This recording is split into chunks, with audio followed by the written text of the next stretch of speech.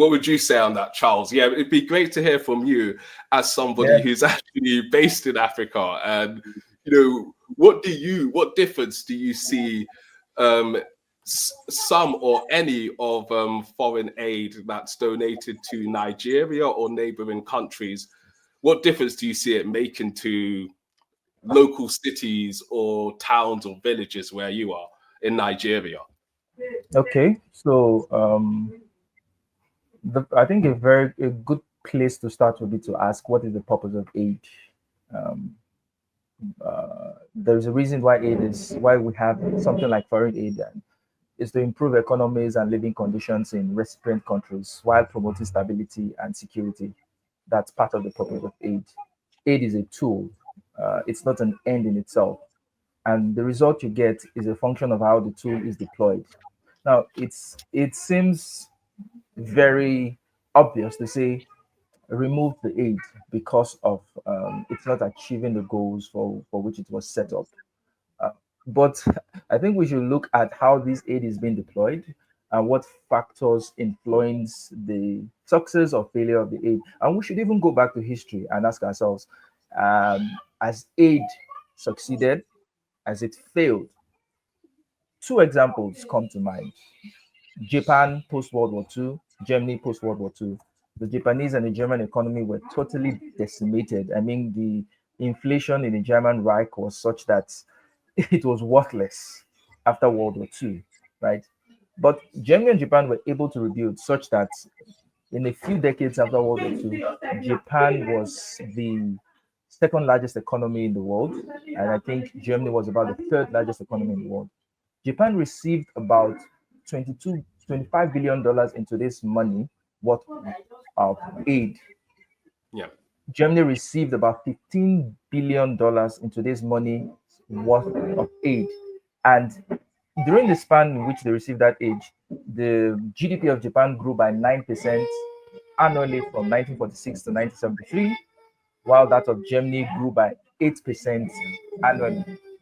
So what it shows is that aid can be beneficial, aid can be fruitful, but what are those other associated factors that sorry, just a minute, my child is crying. Let me try and get my wife to calm her down.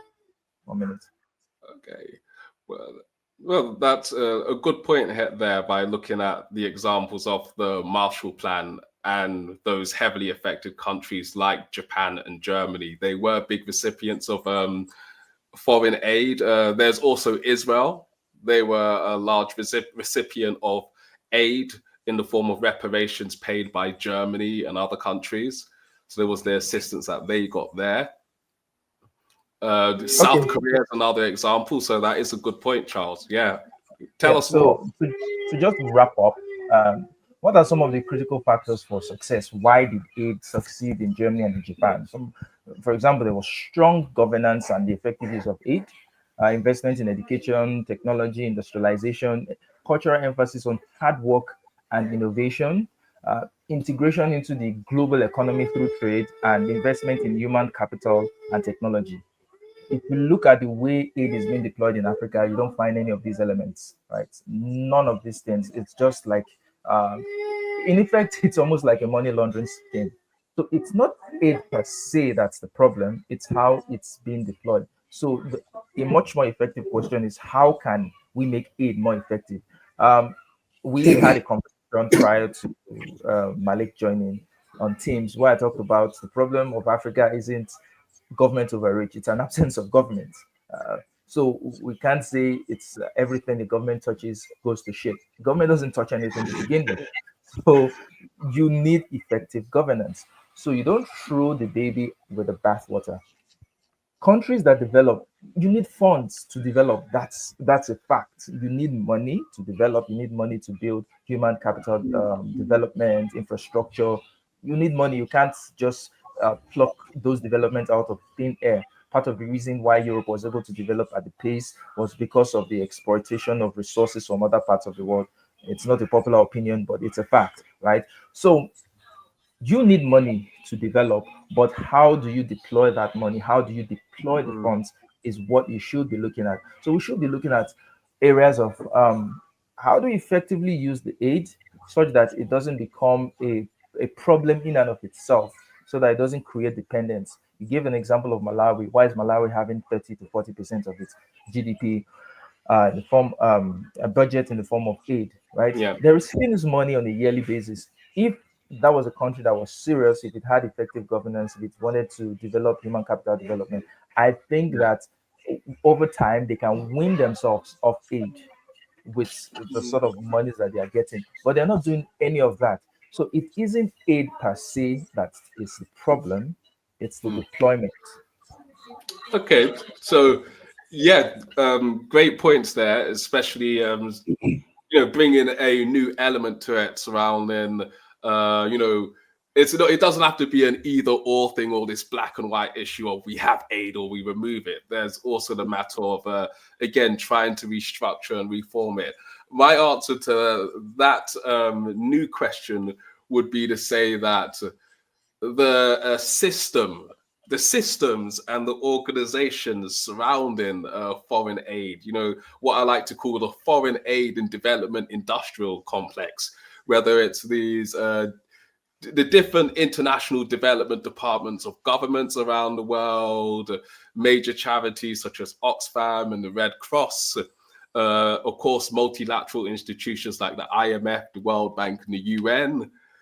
It's I feel like it's reached a point where a certain kind of culture and doctrine and worldview is set in those institutions that's so deep that I wonder if it's possible to shake it up and change it. And the only way that you can get a real change is to take a sledgehammer to it. So that would be my answer to that element. And but you do make a good example about Japan, West Germany, Korea in the post-war years, and how, it's true, they did rely on a lot of aid to help rebuild their economies. And it's not just them, also Israel. That's another example. And in many ways, they're still relying on a lot of military aid from the USA. And by receiving that military aid, they don't have to spend as much of their own money on their own military. So you see this ironic situation in the States where they don't have universal health care, but Israel does. It's like, they're subsidizing their military. But I'd say with the West Germany and Japan and Korea examples, yes, and you do make a good point. The nature of the aid was different. So a lot of the aid that was donated to these countries was directed towards reconstruction. So the rebuilding of roads, cities, power stations, because they had been leveled out by the war. Hopefully, Charles will rejoin us in a moment. But yes, that was directed more towards reconstruction. And another important point to note is that with examples such as West Germany and Japan, prior to the war, they already had fairly industrialized, sophisticated economies. So even though physically the infrastructure was decimated, when we look at the cultural and human capital that helped give value to all of that, it was still there to help build on what aid they received. And Charles did mention he provided some numbers on this matter about how Japan received $25 billion of aid in today's money. Germany received a lot of aid. So did Korea. But then in many ways, Africa as a continent has received even more. So as we heard in my opening address, since 1960, so I don't know if you've come across this stat, Malik, but since 1960, when we look at the total amount of aid that has been directed towards Africa, it's $2.5 trillion. Wow. $2.5 trillion. So on average, each year, what that's, that's like about 40 billion dollars. Wow. So, so there has been a lot of aid that has already been directed, but on Charles's point, yeah, a lot of that aid, yeah, maybe it's to do with where the aid is being spent. Like, what would you say here, Malik, in terms of, does it have to be a matter of remove the aid or we keep it, or is it just a need to have a second look at the aid and where the money is going and trying to change that? So before I answer your question, I actually want to go back to what Charles was saying about the Japan and West Germany, and you brought it up, but I just want to really emphasize on the from Japan and West Germany that we have to remember it wasn't just aid, like you said, right? It was complete reconstruction, and you have to remember they were pretty much a colony for a number of decades, right, in the 21st century, because yeah, the West basically took over, particularly America, West Germany, and Japan, right? They weren't even allowed to have an army. Their army was the United States Army, so like it's not a one-to-one comparison. And I don't want to bring up other countries that much because we're talking about Africa, but like I don't think it's fair to bring up that, oh, okay, they got aid and this is what they did. And then so Africa, they weren't, like, it was not the same at all. Like they weren't independent. Like they were pretty much a colony. Like America said, this is what you guys are doing. This is how you're going to do it.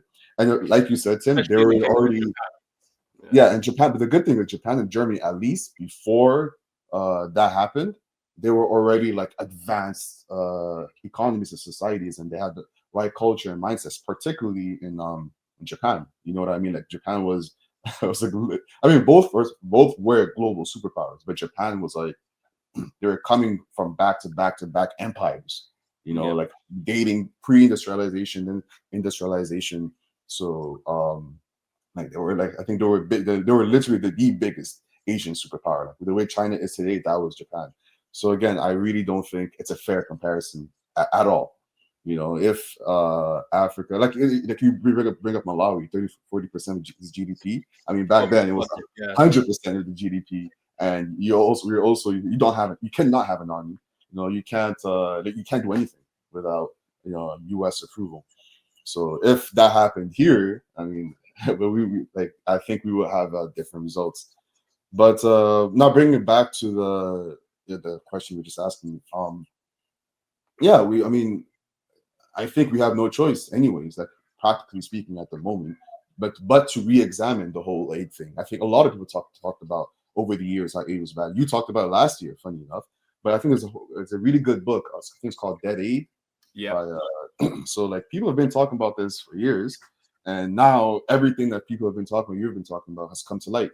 Like when the U.S. is starting to pull back, it's like, well, yeah, look, we're looking at the history. What has aid done? It's not as good.